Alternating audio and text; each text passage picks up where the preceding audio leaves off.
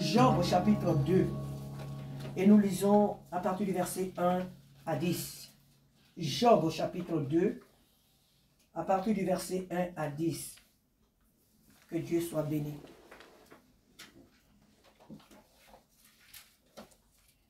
Je lis la parole. Or, les fils de Dieu vinrent un jour se présenter devant l'Éternel, et Satan vint aussi au milieu d'eux, se présentant devant l'Éternel. L'Éternel dit à Satan, « D'où viens-tu » Et Satan répondit à l'Éternel, « De parcourir la terre et de m'y promener. » L'Éternel dit à Satan, « As-tu remarqué mon serviteur Job? Il n'y a personne comme lui sur la terre. C'est un homme intègre et droit, craignant Dieu et se détournant du mal. Il demeure ferme dans son intégrité et tu m'excites à le perdre sans motif. » Et Satan répondit à l'Éternel, « Peau pour peau, tout ce que possède un homme, il le donne pour sa vie. Mais étends ta main, touche à ses os et à sa chair, et je suis sûr qu'il te maudit en face. » L'Éternel dit à Satan, « Voici, je te le livre, seulement épargne sa vie. » Et Satan se retira de devant la face de l'Éternel, puis il frappa Job d'un ulcère malin, depuis la plante du pied jusqu'au sommet de la tête. Et Job prit un tesson pour se gratter et s'assit sur la cendre. Sa femme lui dit, « Tu demeures ferme dans ton intégrité, maudis Dieu et meurs. » Mais Job lui répondit, « Tu parles comme une femme insensée. Quoi? Nous recevons de Dieu le bien et nous ne recevrons pas aussi le mal.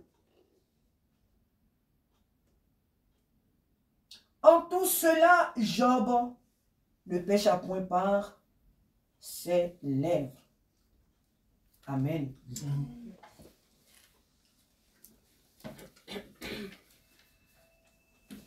Que le nom du Seigneur soit béni ce matin. Le thème de notre message est tout simplement ce matin, c'est la foi dans les épreuves. La foi dans les épreuves. La Bible nous relate ce matin l'histoire d'un homme dont nous en avons beaucoup parlé et que nous lisons tous les jours presque.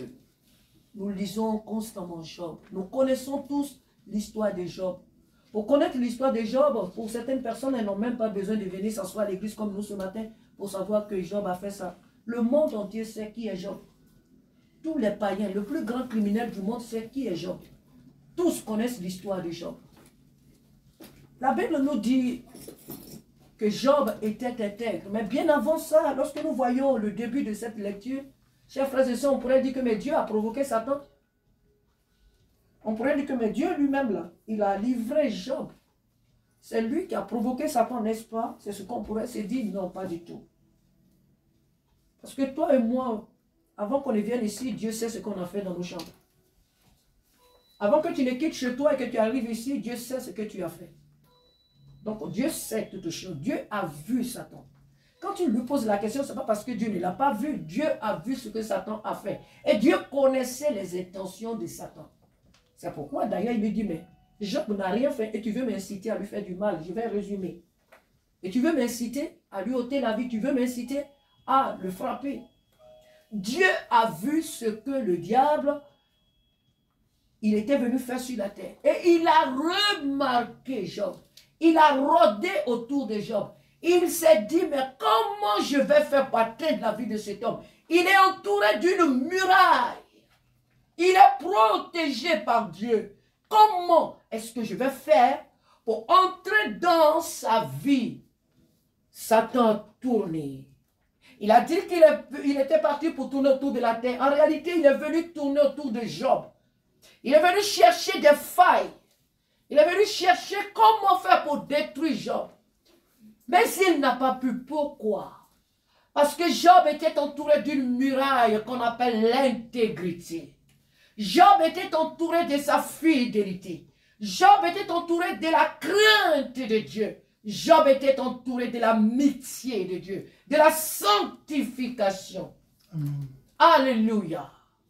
Notre intégrité, notre sanctification, notre vie, notre zèle pour le Seigneur est une muraille autour de nous. Voilà pourquoi, frères et sœurs, si tu es un chrétien, ne dis pas que parce que je suis un chrétien, pourquoi telle chose m'arrive, pourquoi telle chose m'arrive, pourquoi telle chose ou telle chose m'arrive, telle ou telle chose va t'arriver. Pourquoi? Parce que il y a des choses que Dieu lui-même va permettre, comme ici. Il a dit à Satan, tu vas, mais ne touche pas sa vie. Donc il y a des choses que Dieu va permettre à l'ennemi de créer dans ta vie, dans le but de t'éprouver, de te former. Et il y a des choses que nous-mêmes nous faisons qui deviennent des portes ouvertes à l'ennemi. Il entre dans notre vie et il met du cafouillage dans notre vie. Et nous nous étonnons, mais pourquoi? Examine ta vie. Examine ta relation avec le Seigneur. Où en es-tu avec ta relation? Où en es-tu dans ta relation avec le Seigneur? Où en es-tu? Combien de temps tu as accepté Jésus-Christ? Combien de temps tu marches avec Jésus-Christ? Où en es-tu, mon frère, ma soeur, dans ta marche avec le Seigneur? La Bible nous dit ce matin que le Seigneur a posé la question à Satan, mais d'où viens-tu? Et que fais-tu là? Mes enfants sont venus devant moi parce que j'ai des choses à leur dire. Mes enfants sont venus ici parce que j'ai des choses à leur enseigner. Toi, tu n'es pas invité.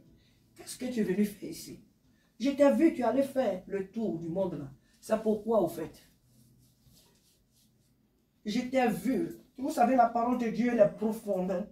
Donc, quand on la lit, il faut déjà voir ce qui s'est passé. Il y a des choses que je vais dire que tu n'as pas forcément entendues dans cette lecture. Et comme je l'ai dit au départ, Dieu voit tout. Dieu voit tout et il sait tout. Alors la question que Dieu pose à Satan, quand il lui dit que mais tu viens d'où?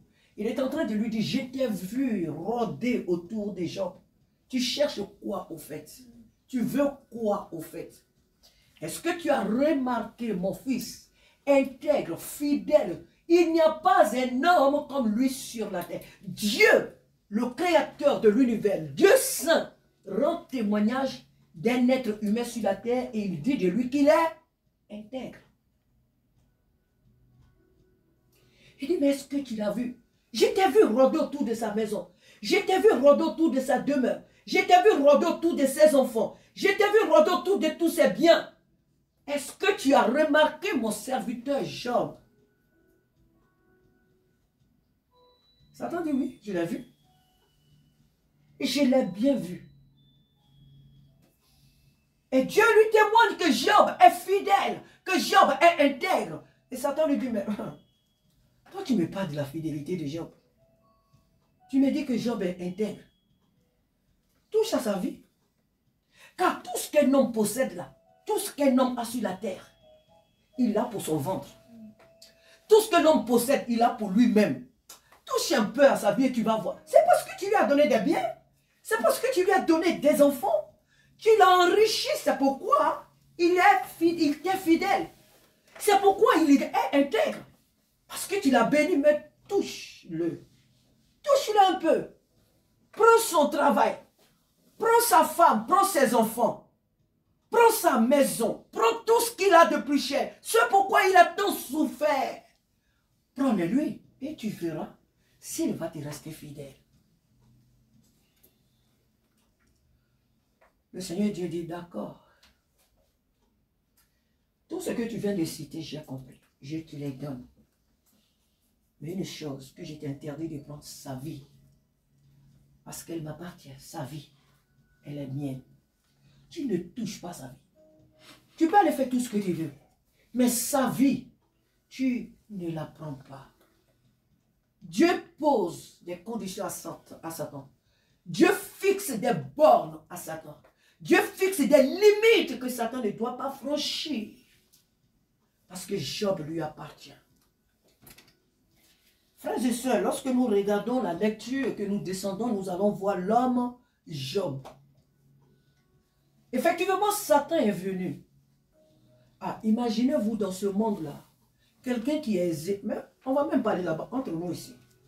Quelqu'un que Satan vient frapper, il t'envoie des plaies, de la tête jusqu'aux pieds. De la tête. Toi, tu es beau, tu as les moyens, tu as tout. Et puis tout d'un coup comme ça, des plaies commencent à apparaître sur toi. Alors que tu es intègre dans ta marche avec Dieu. Tu es fidèle, tu fais l'œuvre de Dieu. Quand on parle d'évangélisation, c'est toi. Hein? Quand on parle de jeûne et prière, c'est toi. Hein? Quand on parle de telle ou telle de l'œuvre de Dieu, tu es présent ou présente. Et tu te donnes à fond. Tu passes même des nuits entières à intercéder pour le peuple de Dieu, à intercéder pour l'humanité. Mais pour résumer, tu fais l'œuvre de Dieu de tout ton cœur. Bien matin, ou une nuit, ou je ne sais à quelle heure, des plaies commencent à apparaître sur ton corps. De la tête jusqu'aux pieds, tes cheveux tombent. Tu perds tout. Et parce que tu as ouvert des plaies et autres, on va choisir de te mettre à l'hôpital. Tu perds ta maison, tu perds tes relations, tu perds tout. Alors, que vas-tu faire? Est-ce que tu vas rester fidèle à Jésus-Christ? Est-ce que tu vas comprendre que c'est Jésus-Christ qui t'a créé, il est capable de faire disparaître ces plaies-là en un clin d'œil? Est-ce que tu vas réaliser que cette situation difficile que je traverse, mon Dieu est capable de la faire disparaître en un clin d'œil? Il a le pouvoir d'arrêter les tempêtes, d'arrêter les vents, d'arrêter les situations. Est-ce que tu es capable que le Dieu que tu sers, il est ce Dieu-là qui retire l'homme de la poussière, le pauvre du fumier pour l'enrichir? Est-ce que tu réalises que ton Dieu est capable de faire au-delà de toutes tes espérances? Est-ce que c'est à ça que tu vas penser? Ou bien tu vas rester en train de planifier, ou bien dire, non, moi je ne sers plus ce Dieu-là. Ah non, non, non, moi je ne suis plus chrétien. Moi, je ne sers plus Dieu. Je ne peux pas servir Dieu de cette manière et avoir telle difficulté. Oh, la Bible le dit dans les Épîtres. Quiconque voudra vivre pieusement sera persécuté. Si dans ta marche avec le Seigneur, tu veux être intègre, comme Job, tu auras aussi plus de problèmes. Mais comme la sœur l'a dit tout à l'heure dans son témoignage, plus tu demeures fidèle dans les épreuves, le Seigneur te donnera les moyens d'en sortir. Amen. Dieu n'abandonne jamais ses enfants. Jamais. Ça n'a jamais existé. Et ça n'existera pas. Peu importe la situation dans laquelle tu te trouves, Dieu te donnera les moyens de triompher. Frères et sœurs, Satan a frappé le frère, il a eu les plaies. Job a été fidèle. Jusqu'à même, il prenait un bois pour se gratter le corps. Tout son corps est recouvert de plaies. Mais tellement que ça démange là, il ne sent même plus. Il se gratte encore dans les plaies, le sang coule. Et Job est assis là dans la cendre. Et ceux qui doivent se moquer de lui se moquent. Mais la cerise, si on peut appeler ça une cerise, sa propre femme. Lorsque un homme est marié, qu'il rencontre des difficultés, la personne qui est la mieux placée pour l'encourager, pour la fortifier, parce que devant le maire, devant les parents, c'est à vous là, on nous pose des questions. Tu vas rester fidèle? Oui. Dans la maladie? Oui. Dans la douleur? Oui. Et on répond. Oublions que ces réponses-là, ce n'est pas à un homme, on les donne. On les donne à Dieu. On oublie que c'est un pacte que nous sommes en train de signer avec le Créateur de l'univers et devant les lois, les autorités qu'il a établies sur la terre. On prend ça comme ça à la légère. Tu l'aimes? Oui. Et puis tout le monde, ouais, on applaudit. Mais c'est un pacte qui a été signé. Ce n'est pas des choses qu'on prend à la légère. Alors c'est quand un homme rencontre des épreuves, la personne qui est la mieux placée pour la soutenir, c'est son épouse, c'est son époux. Et Satan n'est pas allé loin. Parce qu'il connaît l'homme. Satan, il ne s'est pas fatigué. Hein? Il dit, mais qu'est-ce que ses enfants sont déjà morts? Je les ai déjà tués. je vais passer par sa femme. Je suis sûr que sa femme, quand elle va lui parler, il va tout abandonner. Il va abandonner Jésus. Il va abandonner Dieu. Il va chuter. Alors cette femme vient dire à son mari, elle devient la bouche de Satan pour parler à Job. Tu demeures encore intègre. Tu demeures encore intègre. Tout ce que nous avions, on a tout perdu. On a perdu notre dignité. On a perdu tout ce qu'on avait de précieux. Nos enfants, tout est parti. Regarde là où tu es assis. Tu demeures malgré ça encore dans ton intégrité. Maudit Dieu et meurs. Vous savez, j'ai entendu quelqu'un qui a dit non, que ce n'est pas maudit Dieu, mais elle a dit béni Dieu. C'est faux. C'est maudit Dieu et meurt. Pourquoi? Parce que le salaire du péché, c'est la mort. Le diable sait très bien qu'il n'a pas eu Job, parce que Job était intègre. Alors il fallait que Job ouvre une porte. Et la porte que Job pouvait ouvrir, c'est de pécher contre Dieu. Job allait maudire Dieu comment? C'était d'insulter Dieu. C'était de se révolter. C'était de se plaindre. Et ça devenait une porte ouverte à Satan pour frapper Job. Alors elle lui dit, maudit Dieu et que tu meurs. Parce que le salaire du péché, c'est la mort. Job lui dit, mais tu es une femme insensée. Voilà un véritable enfant de Dieu. Voilà un véritable enfant de Dieu. Job a compris que sa vie est dédiée à Dieu. Qu'il soit un homme riche ou pauvre, qu'il soit propre ou sale, son existence dépend de Dieu et appartient à Dieu. Et pour rien au monde, il n'abandonnerait le Seigneur. Il dit, mais tu es une femme insensée. Ah, donc quand Dieu nous donne l'argent, on a des troupeaux qui couvrent tout le pays, on a les plus beaux enfants, nos enfants sont des ingénieurs, des docteurs, des avocats, des juges, et que le pays tout entier nous convoite, là, Dieu est Dieu. C'est ça? Quand je travaille, on m'appelle un matin, on m'envoie un courrier ici pour dire, Sarah, tu as été recrutée pour travailler à l'Élysée. Que désormais, tu es la conseillère du président. Alors, quand Dieu ouvre des portes comme ça, là, Dieu, oh oui, Dieu, il est Dieu. Quand j'ai mon permis, Dieu est Dieu. Quand j'ai mon examen, quand j'ai les diplômes, quand j'habite dans une belle maison, quand j'ai un bon boulot, quand tout va autour de moi, j'ai la plus belle femme au monde, le plus beau, bel homme du monde, mon compte bancaire est garni, j'ai la plus belle voiture du quartier, là, oui, Jésus est Jésus. Mais quand je passe le permis 10 fois et que je ne l'ai pas,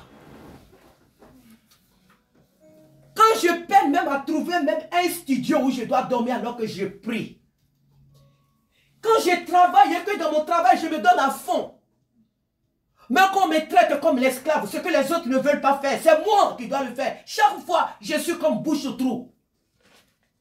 Alors que je sers Dieu. Je passe des examens, jamais je ne les ai. Dieu n'est pas Dieu en ce moment-là. Il dit, mais Job lui dit, mais attends, quand on était riche, on avait tout cela. Là, Dieu était Dieu. Hein? Mais maintenant que j'ai des douleurs, maintenant qu'on a des problèmes, tu veux que je maudisse Dieu? As-tu oublié que ce qu'on avait là, c'est ce Dieu-là qui nous les a donnés et qu'il est capable de nous redonner ces choses? Et la Bible dit au milieu de tout cela, Job ne pécha point. Dans tes moments difficiles, ce ne sont pas les gens qui sont éloignés de toi qui vont t'induire en erreur, c'est ceux qui t'entourent. Ce sont les frères, ce sont les soeurs, ce sont les parents, ce sont les intimes qui vont vouloir t'induire en erreur. Tu dois être un enfant de Dieu qui a les yeux ouverts. Même ta femme, au moment où tu vas prier, elle va te dire, on n'a pas besoin de prier. Il y a un film qui passe, on doit finir la série, on doit regarder le film. Oh, Dieu voulait qu'en ce moment-là, net, là, vous priez parce qu'il y a quelque chose qui doit arriver. Donc, il faut que vous priez. Et tu cèdes à ce que ta femme a dit. Oublions que ce qu'elle est en train de dire, ce n'est pas elle-même. C'est l'ennemi qui est en train de l'utiliser. Tes enfants qui te tournent le dos, oublions que ce ne sont pas eux-mêmes. Mais c'est ta personne que le diable est en train de chercher. Quand autour de toi, les gens te maltraitent, les gens font du n'importe quoi autour de toi, ce ne sont pas ceux qui te font le mal qui sont importants. Non, ce n'est pas eux le problème. C'est ta personne que le diable cherche. Parce que tu es un problème pour lui. Job était un problème pour le diable. Et Job cherchait à détruire, Satan cherchait à détruire Job. La Bible nous dit qu'au milieu de tout cela, Job resta intègre et il ne pécha point. Frères et sœurs, nous vivons un temps difficile. L'Église traverse des moments difficiles. Où en es-tu dans ta marche avec le Seigneur? Le temps vient où les chrétiens, on va les repérer dans beaucoup de services. On va même couper leur contrat. Dans ton travail, ils vont commencer à chercher des situations pour te faire entrer dans des compromis. Tu vas rentrer. Et si tu n'entres pas dans cette compromission-là, ton travail, il n'y a pas à faire de dire que tu as CDI, ils s'en fichent de ton histoire de CDI. CDI, c'est quoi? Même si tu as fait 30 ans dans ce travail, le diable sait qui tu es. Il sait que tu es un enfant de Dieu intègre. Il sait que tu es réellement attaché à Jésus. Tu n'es pas un chrétien au clopin, clopant, au clopin de clopant. Le diable sait que tu connais ton identité en Jésus. Alors dans ton service, ils vont commencer à créer des situations. Ça va t'indisposer. Tu ne vas pas aimer. Mais attends, moi je ne peux pas être un enfant de Dieu. Et puis on va me dire, matin avant de travailler, il faut d'abord adorer Bouddha. Il faut d'abord faire des signes bouddhistes. Il faut d'abord faire des sons incantatoires. Moi, je ne vais pas faire ça. Et quand tu dis non, tu deviens rebelle, on coupe ton contrat. Mais tu oublies que même si on a coupé ton contrat, Dieu est capable de te donner meilleur. J'ai travaillé quelque part les années passées. Et dans ce service-là, le Seigneur a fait grâce à certains de mes collègues. Dieu m'a utilisé pour qu'une femme qui perdait chaque fois, qui faisait de fausses couches, le Seigneur permette que je prie pour elle pendant notre pause et qu'elle ait l'enfant. Quand elle a eu l'enfant, elle est venue me dire, Sarah, vraiment cette fois-ci, depuis que tu as prié pour moi. Et c'était sur le lieu du travail. On était à un temps de pause. Nous sommes des enfants de Dieu, on a la sagesse. Amen. C'était un temps de pause qu'elle est venue m'expliquer son problème. C'était une collègue. Et quand elle m'a exposé ce problème, le Seigneur m'a mis à cœur de prier pour elle. J'ai pris ses mains, j'ai prié pour cette femme. Elle a eu un beau garçon. Cet enfant doit avoir maintenant 18, 19 ans par là. Mais sur ton lieu du travail, Dieu va t'utiliser pour faire certaines choses. Sur ton lieu du travail, Dieu va t'utiliser pour répondre à certaines questions, pour être la solution de certains problèmes. Chaque enfant de Dieu doit se dire que là où il travaille, Dieu l'habille là pour être une solution.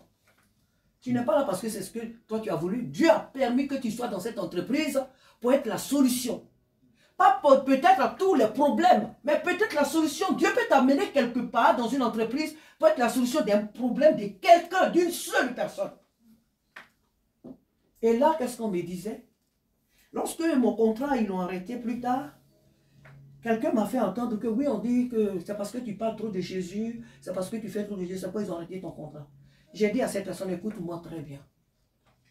Dieu a permis que j'arrive dans cette nation. Je ne lui ai pas tout. J'ai accepté le Seigneur depuis mon enfance. Et je sers toujours le Seigneur, je le servirai jusqu'à la fin de mes jours. Alors, où que j'aille, quand le Seigneur me dit d'ouvrir la bouche, il sait pourquoi. Je l'ouvrirai. Et si c'est à cause de... Si c'est pas que moi, je me suis battu avec quelqu'un, si c'est pas parce que j'ai fait quelque chose de mauvais ou je ne sais quoi, et qu'on a arrêté mon contrat, mais c'est à cause de Jésus, il me donnera ce qu'il y a de meilleur. Je fais confiance en mon Dieu. Je ne vais pas apporter la parole de Dieu à quelqu'un alors que nous sommes en train de travailler, on est en train de non, mais c'est maintenant que je parle de Jésus. Non, il y a un temps pour chaque chose. Mais si, peut-être que la personne pendant le temps de pause est venue me tendre un piège pour aller raconter plus tard, vous pouvez faire tout ce que vous voulez, mais Dieu me donnera même meilleur. Donc je n'ai pas de problème avec cela. Et effectivement, quand j'ai quitté cette entreprise, Dieu m'a toujours donné le travail que je veux. Quand je veux travailler, je vais quelque part, je pose ma candidature, le Seigneur me donne ce travail. À moins qu'il ne m'a pas appelé là. Nous aurons des épreuves encore plus difficiles que ça. Est-ce que tu vas rester attaché à Jésus-Christ au milieu des épreuves? Les temps viennent ici en France où les gens vont travailler, ils n'auront pas leur salaire. Les gens pensent que c'est en Afrique que ça se passe. D'accord. Ils ont commencé à couper certains services ici déjà. Les cartes de fidélité, ils ont commencé déjà, pour certaines sociétés, ils ont commencé déjà à les abolir. Beaucoup d'entreprises sont en train de fermer. Pourquoi? Parce que l'antéchrist arrive. L'antéchrist est déjà là. C'est l'Église qui le retient, le Saint-Esprit qui retient l'homme impie. C'est la présence des chrétiens sur la terre, nos prières, la présence du Saint-Esprit qui retient l'antéchrist. Mais il est déjà dans le monde. Certaines personnes, certaines nations ont commencé déjà à voir le signe de la bête. Ça, il est déjà là. Alors, est-ce que tu vas renier Jésus à cause des miettes de ce monde? Les miettes de ce monde. David dit, j'ai été jeune et j'ai vieilli. Je n'ai point vu le juste abandonné, ni sa postérité mendiant son pain. Nous devons persévérer dans les épreuves. Nous ne devons pas abandonner le Seigneur Jésus à cause des miettes de ce monde. Job est resté intègre. Il est resté attaché au Seigneur. Et nous connaissons la fin de l'histoire de Job. Je n'ai pas besoin de la relire. Nous savons ce qu'est devenu plus tard la vie de Job. Dieu même qualifie ses enfants des plus beaux, les plus belles filles de tout Israël. Dieu a multiplié les richesses de Job. Job est devenu encore plus beau qu'il l'était. Job a eu encore plus d'amis, plus de serviteurs, plus de troupeaux. Dieu lui a donné tout. Il lui a redonné tout au centuple. Dieu a béni de Job au-delà même de ses espérances. Voilà ce que fait notre Dieu. N'abandonnons pas le Seigneur. S'il vous plaît, quelqu'un peut me lire Hébreux 10, 36. Rapidement, nous allons finir. Hébreux chapitre 10, verset 36. La persévérance dans les épreuves. Une autre personne va préparer Romains chapitre 5, verset 3 à 5. Et à la fin, nous allons lire Romains chapitre 15, verset 5 pour finir. Donc, aux 3 personnes. Une personne prend Hébreux 36. Hébreux plutôt 10, verset 36. L'autre prend Romains chapitre 5, verset 3 à 5. Et la dernière lecture, c'est Romains, toujours dans le livre de Romains, chapitre 15, verset 5. Mon frère, tu peux lire. Hébreux 10, 36. Hébreux 10, verset 36. Alléluia. Car vous avez besoin de persévérance afin qu'après avoir accompli la volonté de Dieu, vous obteniez ce qui vous est promis. Alléluia. Nous avons besoin de persévérer. Pourquoi? Pour obtenir ce que Dieu nous a promis. Et comprenons aussi que Dieu ne donne pas les choses avec facilité. Hein. Oui. On croit que parce qu'il est Dieu, c'est le RSA. Quand tu as le RSA, tu le transport, tu ne payes pas les transports, tu es là gratuitement. Mais même encore RSA, il y a des papiers à remplir pour l'avoir. Si tu ne remplis pas les papiers, on ne te donne pas. Tu as des déclarations. Il n'y a rien qui s'obtient gratuitement. Jésus est mort pour nous gratuitement, c'est vrai. Mais nous devons comprendre que tout est payant. Ceux qui aiment la gratuité, ça n'existe pas avec le Seigneur. Il nous a sauvés, c'est vrai, gratuitement. Mais c'est parce que Jésus nous a sauvés, tu ne vas pas venir à l'église, tu ne pries pas, tu vas aller en enfer. Parce que ta vie sera envahie des démons, tu vas servir le diable. Et tu iras en enfer. Donc il n'y a rien de gratuit. Hein? Sortons ça de nos têtes. Nous devons persévérer. L'autre peut lire le second, s'il vous plaît. Romains chapitre 5, verset 3 à 5. Pour celui qui l'a trouvé. Amen. Romains 5, verset 3, 5, dit bien plus. Nous nous glorifions même des afflictions. Amen. Sachant que l'affliction produit la persévérance. Amen. La persévérance, la victoire dans l'épreuve. Amen. Et cette victoire, l'espérance. Alléluia.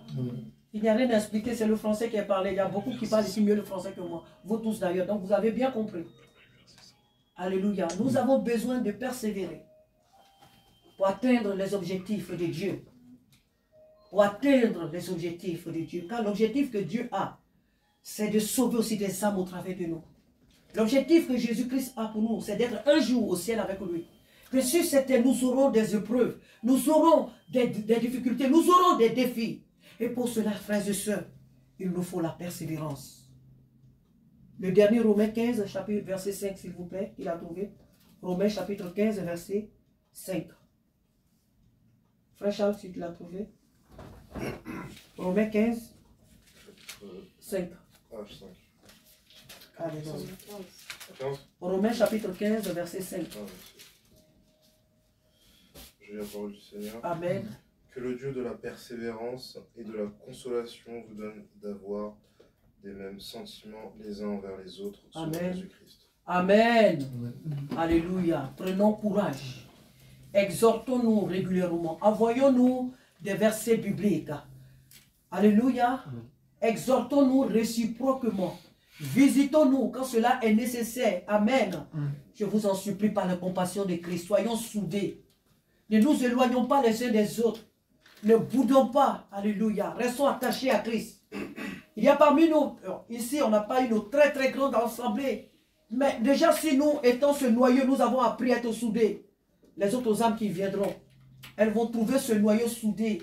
Elles resteront dans ce mouvement avec nous. C'est ce que le Seigneur désire, que l'Église soit soudée. Lorsque nous avons des épreuves et des difficultés, nous devons nous soutenir les uns les autres. Car nul n'est plus fort que le diable, si ce n'est par le sang de l'agneau, si ce n'est par la personne de Jésus-Christ.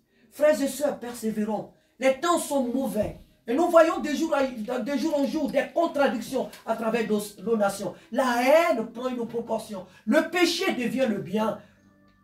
Beaucoup de choses se passent au sein de nos nations qui contredisent la parole de Dieu. Ils suscitent la colère de Dieu sur les nations. Nous devons persévérer car notre Sauveur revient bientôt. Jésus revient bientôt. Ne perdons pas courage. Ne baissons pas les bras. Prions, intercédons les uns pour les autres. Prions pour les hommes de Dieu. Prions pour nos frères, nos sœurs. Prions les uns pour les autres. Aimons-nous, pardonnons-nous. Nul ici n'est parfait. Moi qui suis arrêté là, je ne suis pas parfaite. Je suis parfaite que par le sang de l'agneau. Dieu a choisi de nous justifier. Il a choisi de nous rendre parfaits par le sang de son Fils Jésus. Mais nous ne sommes pas parfaits de par nous-mêmes. Mais regardez pas mes faiblesses. J'ai aussi des faiblesses qui pourront te donner même envie de courir. Mais regarde ici la personne de Jésus-Christ qui t'a sauvé. Regardons tous à la personne de Jésus. Alors nous ne serons jamais déçus. Car l'homme de soi, la femme de Job a été l'instrument de Satan pour détruire la vie de Job. Nous voyons que par la suite, nous entendons parler de Job. On n'entend plus parler de sa femme. Est-ce qu'il a eu toujours cette même épouse? On ne sait pas. La Bible ne nous le dit pas. Mais ce qui est sûr, la vie de Job a été meilleure que la première qu'il avait. Dieu ne nous abandonnera jamais. Jésus dit dans Jean, au fini Jean 14, que votre cœur ne se trouble point. Croyez en Dieu et croyez en moi. Que le Seigneur nous aide ce matin à demeurer fidèles, quelles que soient les épreuves. Chacun de nous ici a ses défis. Si ici ce matin on se racontait les défis, les épreuves que nous avons, on ne quitterait pas certainement ici maintenant. Tous nous avons des défis. Mais n'oublie pas qu'au milieu de tes défis, Dieu y est. Dieu est présent. Il ne t'a pas abandonné. De même qu'il n'a pas abandonné Shadrach, Meshach et Abednego dans la fournaise ardente. Peu importe la hauteur, la profondeur, la largeur, la hauteur de tes défis, Jésus-Christ est là avec toi. Et il ne te laissera pas sombrer. Sois intègre, sois fidèle. Il ne t'abandonnera pas. Tant que toi tu demeures attaché au Seigneur, Satan ne trouvera aucune raison de te détruire. Tant que tu demeures attaché réellement à Jésus-Christ, Satan ne trouvera aucune porte d'entrer dans ta vie pour sèmer le désordre. Car ta fidélité est un bouclier autour de toi. Ton intégrité est un bouclier autour de toi. Ta sanctification, ton obéissance à la parole de Dieu est un bouclier autour de toi. Soyons fidèles, car celui qui nous a appelés est fidèle. Que son nom soit béni ce matin. Alléluia. Soyons bénis. Amen. Éternel notre Dieu, notre Père, nous te disons merci ce matin. Parce que tu nous appelles, Seigneur.